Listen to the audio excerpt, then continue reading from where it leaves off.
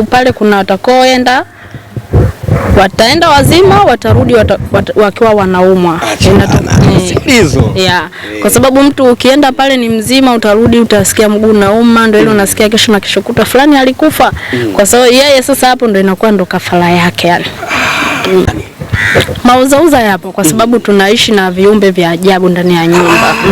Viumbe kwa sababu iko chumba inaweza ikafika majira fulani mkasikia sauti za ajabu ndani. Kuhusiana na nguvu za kishirikina ndio anatumia.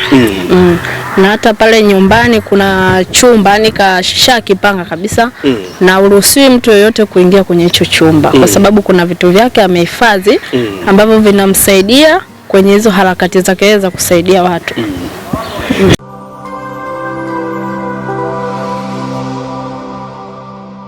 Yes, ni wakati mwingine tena. Karibu sana mtazamaji, karibu tuweze kuzungumza popote ulipo. Na nikwambie kwamba sasa hivi tupo katika mpaka wa Namanga, ni kati ya Tanzania na Kenya.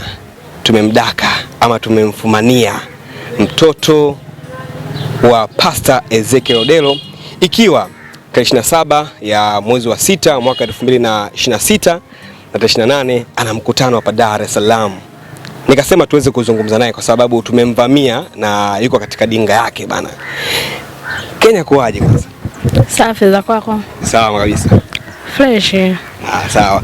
Watazamaji wanataka kufahamu sisi tunakujua kama ni mtoto wa Pastor Ezekiel Odelo ambaye uko kwenye dinga yako na tumekuvamia hapa Namanga, na wewe umesema kabisa ya kwamba unakuja katika mkutano wa baba yako mzazi. Kwanza nataka watazamaji wakufahamu kiurefu zaidi majina yako kwa mengine tena. Kwa majina naitwa Pina Ezekiel Odelo. Mimi ni mtoto wake kabisa, mtoto wake wa kumzaa. Of course tumeona baba yako amekuwa akihudumu katika masuala mazima ya kiimani. Yeye ni Mkristo na amekuwa maarufu sana. Ukizungumza Kenya majina ambayo maarufu katika masuala mazima ya dini, ukosi kumtaja Pastor Ezekiel Odelo. Ni moja ya mapasta ambao wametrendi sana katika mitandao ya kijamii na habari zake zimekuwa nyingi sana zikiimbwa kwa maana kwamba pastor huyu anatumia nguvu za kishirikina. Inakuwa kiasi gani? Hapo kwenye nguvu babangu kweli ndio anasaidia watu, sijapingana na hilo. Na pia kuhusiana na nguvu za kishirikina ndio anatumia. Na hata pale nyumbani kuna chumba nikashakipanga kabisa na uruhusiwi mtu yoyote kuingia kwenye hicho chumba kwa sababu kuna vitu vyake amehifadhi ambavyo vinamsaidia kwenye hizo harakati zake za kusaidia watu. Sawa. Tunafahamu kabisa ubora wake umekuwa uko vizuri kweli kweli. Pengine ni namna gani labda nguvu hizo kazipata kwa nani? Tunasikia nguvu za miujiza na hivi karibuni na wewe tumekuvamia hapa mpakani kabisa Namanga, na umeniambia kabisa ya kwamba una wahi katika mkutano wa baba yako ambao utafanyika Jumamosi ya wiki hii hapa pale mitaa ya Kibaba. Kule Kenya babangu mimi anasaidia watu na amesaidia watu wengi sana. Kwa hiyo hapa naelekea Tanzania kwa ajili ya mkutano tarehe 27 ilo kongamano lake.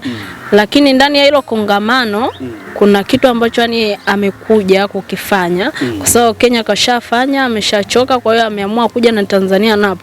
Unajua sisi binadamu ukisikia kuna mtumishi ana nguvu fulani na sisi tunakimbilia huko.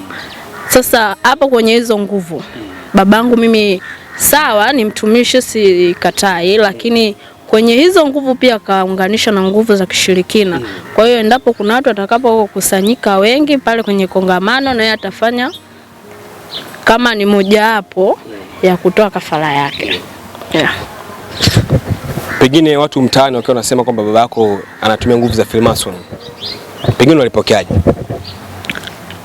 Kwa mimi na uwezo wa kuamini kama babangu anatumia hizo nguvu za Freemason, kwa sababu kwa nini kama wewe ni mtumishi, kwa nini ukataze familia yako chumba fulani msiingie? Chumba yani kaweka chumba na mpaka asema kabisa hiki chumba sitaki mtu afungue kwa sababu kwa sababu mtu ukifungua kuna kitu kinaweza kukutokea cha ajabu. Je, yeye ni mtumishi, kwa nini sisi atuwekee magano hayo? Kwa hiyo hapo inazilisha kabisa anazo hizo nguvu za kishirikina na kweli anashirikiana na Freemason, yani hizo ni nguvu ambazo kashapewa yani. Acha bana. Yeah. Kwa hiyo Pastor Ezekiel Odelo, chumba ambacho anakimiliki ambacho umesema kwamba ni cha Freemason. Sawa. Wewe mwanae, mfano siku Pastor Ezekiel Odelo baba yako hayupo duniani, akisema kwamba ushiriki mikoba yake ushike, utaweza kushika? Mimi siwezi kushiriki mikoba ya kishirikina kwa kweli, kwa sababu mimi namwamini Mungu. Kama ni Mungu atanipa kalama ya kuokoa watu, nitatumia kalama ya Mungu. Siwezi kutumia kalama ya kishirikina au mambo ya Freemason. Ni kitu ambacho siwezi kufanya kitu hicho. Kweli? Ndio. Je, umati wake ambao unaujaza katika mikutano yake ambao tumeshuhudia mara ya mwisho last time alifanya mkutano Zambia juzi tu hapo, lakini pia sasa hivi upo ashatoa Bongo kwa muujibu, umeona, lakini pia ndio huko nje tumekudaka hapa Namanga. Pengine ukiangalia mkutano wake watu wanavyojaa wengi, na imani kabisa kuna kafara zinafanyika pale. Yeah, kwa sababu pale kuna watakoenda, wataenda wazima, watarudi wakiwa wanaumwa. Yeah. Kwa sababu mtu ukienda pale ni mzima, utarudi utasikia mguu unauma, ndio ile unasikia kesho na kesho kuta fulani alikufa. Kwa sababu yeye sasa hapo ndio inakuwa ndo kafara yake yani. Acha bana, kweli. Kwa hiyo kesi, lakini vipi kuhusu kesi? Unajua ushasikia bana kafara zimetokea hapa na pale. Kesi zipo kweli huko Kenya kwa majirani? 254. Hapa kwenye kesi bado sijasikia. Kesi sasa sijajua na yeye anadhibiti vipi kutumia hizo nguvu zake. Sijajua kwa sababu mimi naongea kitu ambacho ninakijua. Kwa hiyo kuhusiana na hiyo kesi mimi sijasikia kuhusiana na kesi. Na sijajua yeye anafanya vipi mpaka hawamuoni, hawamchukulia hatua, kwa sababu ni vitu ambavyo anafanya vinafanywa na kishirikina. Kuna siku moja sisi tuweza kufanya interview na prophet wa hapa Bongo. Siweza kumtaja jina, lakini pia yeye alisema kwamba yeye kwenye ibada zake huwa hawapangi watu wakiwa wanaombewa. Je, unasema babako ana nguvu za kishirikina. Babako naye anawapanga watu kwa ajili ya kujipatia labda fedha? Kuwapanga sidhani kama anawapanga, ila kwa mimi ninachoamini inaweza ikawa anawapanga, ila kwa kuwa tayari ana nguvu za kishirikina, mtu akimface labda ndo anamvuta kutokana na zile nguvu za kishirikina na mcontrol, kwa sababu ana nguvu tayari za kishirikina ndani yake. Ndio. Uumii kile ambacho babako anachokifanya? Kama mimi kama mtoto wake lazima niumie. Kwa nini asimwamini Mungu? Yaani kwa nini asimtegemee Mungu mpaka akafanya vitu kupitia njia za kishirikina? Aoni kama yani anamkosea Mwenyezi Mungu. Yaani mimi ningependa baba yangu na ningemsupport kuona pale anatumia kalma aliyopewa na Mwenyezi Mungu na kutumia kalma alizopewa na Freemason, eza ni waganga hivyo yani. Kwa mtoto wake kama wewe, Pina, uliweza kukaa na baba yako kwa mshauri ya kwamba haachi kutumia nguvu za kishirikina, anaache kutoa kafara ambazo anazifanya na ameshakusha kutoa hapa Tanzania na yuko na jambo lake? Mimi kama mtoto wake, mzazi unaweza ukamshauri, na pia mzazi pia huyo unaweza ukamshauri usifanye hiki, ila yeye akakupuuzia. Eza mimi pia siwezi ngamshauri baba yangu kwa sababu yeye ndo ananilisha, yeye ananisimamia. Kwa hiyo naweza nikamshauri kwa jema, yeye akaona mimi nimemvunjia heshima. Kwa hiyo ndio hivi yani. Hapo kama niongezea kwenye familia, ukiwa naishi na pastor baba yako, hakuna mauzauza yote ambayo yanatokea? Tuambie, tupe za ndani. Mauzauza yapo kwa sababu tunaishi na viumbe vya ajabu ndani ya nyumba. Viumbe? Kwa sababu iko chumba, inaweza ikafika majira fulani mkasikia sauti za ajabu ndani.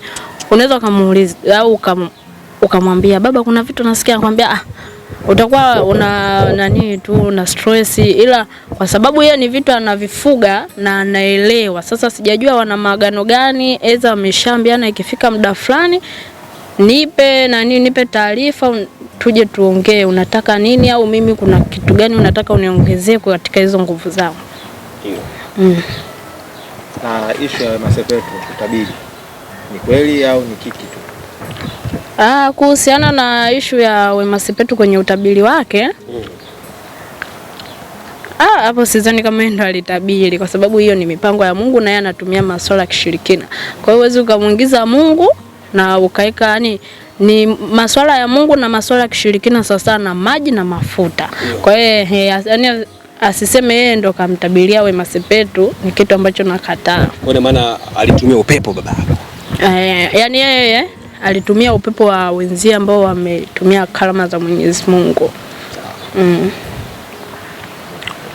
Okay, umejipangeje na mkutano wa baba yako tarehe 27 ya mwezi wa 6 na tarehe 28 hapa Bongo, na inaonekana kabisa uko ni matajiri kweli na mpaka dinga tumeliwa na kutosha. Kwa mimi hapa kwenye kongamano lazima niende. Sitaacha kwenda, lakini pia naenda pale kwanza nitaenda kwa imani. Ndio. Namtegemea Yesu Kristo, nitaenda pale nitasimama. Yeye atatumia nguvu za kishirikina, mimi nitasimama kwenye maombi. Kuna ambao nao tutaambatana kwenye imani hiyo. Watapona. Kwa wale ambao watakaa wanamsikiliza yeye pia. Ndio ile mtu anatoka kwenye kongamano, kama alienda na kipato anarudi hana kipato. Acha bana. Ina maana kwamba vitu vyote anavichukua shetani. Kwa sababu zile ni nguvu za giza. Anasema yeye ameitwa na Mungu kuwasaidia watu, ni kweli? Hapana, kwa sababu ingekuwa ameitwa na Mungu asingetumia nguvu za Freemason, yani angesimama yeye na Mungu, kila kitu angemtegemea yeye. Ndio. Kumbe ni sopo. Haya. Of course, sasa nikijaribu kuangalia mkutano 27-28. Pengine ukikupa surprise mtoto wake Pina, uende ukaombea watu naye ufanye kile ambacho alikifanya baba yako, utaweza kufanya? Maana mtoto wa mchungaji ni mchungaji. Nitaweza, kwa sababu mimi nitajikabidhi mbele za Mwenyezi Mungu. Ndiyo. Na nikisimama pale nitaomba neema ya Mungu isimame na mimi. Na Mungu anifanye mimi kama chombo chake cha kufikisha ujumbe, yani kama mjumbe wake, aidha kama mtumishi wake. Kwa hiyo mimi nitasimama pale, nitajikabidhi mbele za Mwenyezi Mungu, nitajitenga na maagano yote ya kishirikina. Then nitakuja sasa nitawaweka kondoo wa Yesu Kristo mbele zake. Sawa. Bana, sisi tunashukuru sana kwa muda wako, umeweza kutupa time, tumeweza kuzungumza na wewe bwana Pina Ezekiel Odero. Asante sana. Nashukuru sana. Asanteni na nyie, na wakaribisha kwenye kongamano. Takie safari njema. Asante sana.